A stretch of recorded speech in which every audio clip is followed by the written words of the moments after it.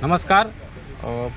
તરાપો foundation વડોદરાના બહેનો દ્વારા પરિતાબેન શુક્લા, ભાવનાબેન ધોળકિયા અને સુધાબેન ગોસ્વામી અને એમની આખી ટીમ દ્વારા તરાપો ફાઉન્ડેશન દ્વારા અમારા દાહોદ જિલ્લાના દેવગઢ બારિયા તાલુકાના અંતરિયાળ અને ડુંગરાળ વિસ્તારના એકદમ નથી શાળામાં આવી શકતા એવા બાળકો માટે એ બાળકોને ધ્યાનમાં રાખીને બાળકો શાળામાં આવે, શાળામાં એ સ્થાયીકરણ થાય એ હેતુથી બાળકો માટે દફતર, શૈક્ષણિક કીટ, સંચો, પેન્સિલ, રબરથી માંડીને ટોટલી વસ્તુ આપી છે અને બાળકો માટે પાણીની બોટલ પણ આપી છે. તો આ વતી હું દેવગઢ બારિયા બીઆરસી ભવન વતી આખા દેવગઢ બારિયા વતી આ તરાપો ફાઉન્ડેશનને હું ખૂબ ખૂબ અભિનંદન આપું છું અને આવી રીતના આ બાળકોને હજુ પણ એ લોકો સહયોગી થાય એ માટે હું આભાર વ્યક્ત કરું છું.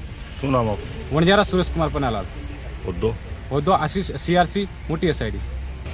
આજ રોજ તરાપો ફાઉન્ડેશન વડોદરાના ટ્રસ્ટી શ્રી પરિતાબેન શુક્લા, સુધાબેન ગોસ્વામી અને ભાવનાબેન ધોળકિયા દ્વારા દેવગઢ બારિયા તાલુકાના બાલવાટિકામાં પ્રવેશ મેળવતા આંતરિયાળ વિસ્તારના આદિવાસી બાળકોને શૈક્ષણિક કીટમાં દફતર, બેગ, પાણીની બોટલ,